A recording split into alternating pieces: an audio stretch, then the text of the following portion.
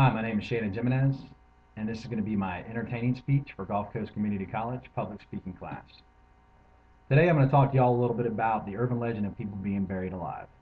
Back in the early centuries, people were deathly afraid of being buried alive and then waking up inside that coffin. So afraid, as a matter of fact, that there were a number of inventions created to help make sure that if you were buried and still breathing, you'd have some type of chance of rescue. Back in those days as well, the spread of disease was a big issue. So when you were believed to have some type of disease, they wanted to get you in the ground as fast as possible to make sure that that spread of the disease wasn't going to happen. So that was one of the utmost important things for them. One of the first indications ever to be found of an accidental live burial was when a coffin was accidentally opened up and claw marks were found on the inside, indicating to them it was a very traumatic death experience. So if you can imagine yourself being inside of a coffin, waking up pitch black, not knowing what's going on, your first instinct is get out. So that's those indications, those claw marks to them. And although the term "saved by the bell" can be used to describe a number of different situations, I find it quite fitting to describe my topic today. Some of the earliest documentation of people being buried alive dates back to 563 AD. Revivals of the assumed dead were triggered by dropping of coffins, grave robbers, embalming, and the attempt to dissect an individual. So these people were laying on these tables. The doctors weren't embalming them. All they figured was they weren't waking up, so they obviously were dead. So when they start to make that incision mark, these people wake up probably from the pain. So you can imagine it was probably something scary to the doctor. I know it would be to me.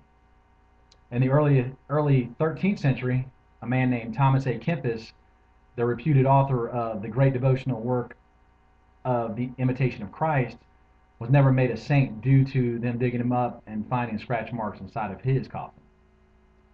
In the 16th century, a gentleman named Matthew Wall was being carried out to a burial site. One of the pallbearers tripped, of course, triggering the other pallbearers to trip. The coffin was broke open, and this guy woke up. And as a matter of fact, it was funny because he actually lived a few more years later. So it wasn't his time to go, obviously. George Washington, everybody knows who George Washington is, but even George Washington was so deathly afraid of being buried alive that he made his servants promise him not to bury him for 2 days after he passed on. So he wanted to make sure that he wasn't going in that ground and have to suffer and go through all that traumatic stuff. He wanted to make sure he was dead. So that was something that was pretty interesting. So when you have a problem, obviously, there's always a solution. So this is where the inventions come into place. They used to call them safety coffins. And it started with a Belgian gentleman back in 1897. His invention consisted of a mechanical device that detected any chest movement of the presumed deceased. So if you moved around in that coffin at all, this device was going to catch that. And what it did is it triggered a flag, a lamp outside would be lit, you'd hear a bell ringing, and some type of system would help you to get air down to you. So this guy was trying to think of all the possible ways to notify someone when there was someone in the ground buried and still alive. And of course, with any invention, you're going to have other people trying to duplicate it or make it better. And they probably didn't have patented ideas back then, so everybody was jumping on the bandwagon to try to make some money. So there was other companies from like the United Kingdom, and their ideas were breakable glass panels, pulley systems, raised flags, and bell ringing stuff. So it was kind of similar, but yet different in a way. Back in 1995, an Italian coffin maker came up with a coffin that was equipped with a beeper and intercom system.